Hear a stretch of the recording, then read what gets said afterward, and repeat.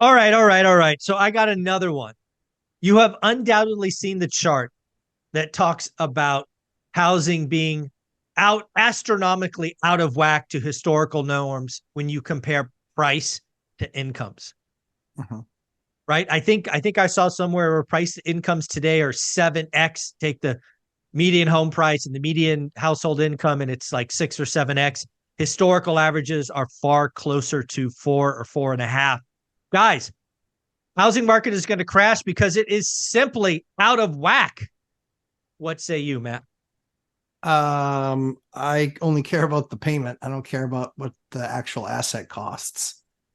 I mean, Yeah. if that's what we're looking at, right? It is, they're saying, well, back when rates were 14%, right? Mm-hmm. And Yep. that was 2 or 3x the annual income. And now they're 7x the annual income, but I don't have 14% debt. I have 6.5% debt. So it comes down to the payment. And this is why people are buying newer homes still, is because good for these guys aren't rookies. These guys aren't morons. I know all the crash bros think they're smarter than everybody. Here's a news flash for you. These CEOs are in their role for a reason. They weren't caught flat-footed. They're saying, hey, when rates are in 7.5 and 8, it's going to be tough for us to sell a $900,000 ranch in an okay neighborhood. So what are we going to do? We're going to use our balance sheet to subsidize that and get you to 5.5. And at 5.5, is there a housing crisis? Nope. Mm.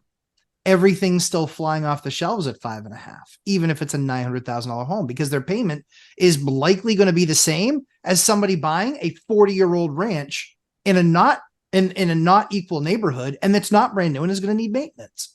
So what everyone has to understand is it really comes down to the payment. It really comes down to, if I'm living there myself, I'm going to still do other things like house hack.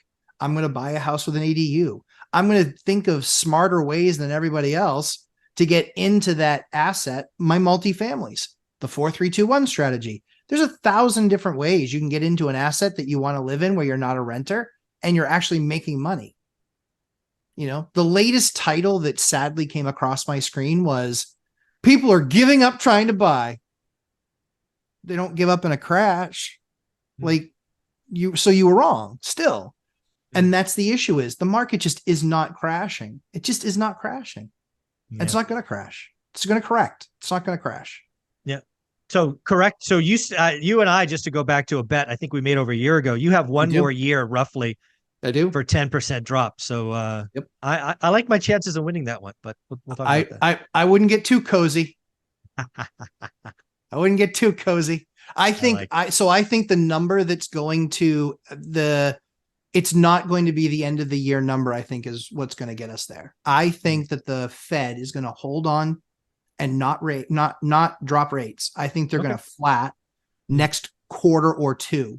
And I think that that's going to push us there. All right, let's see.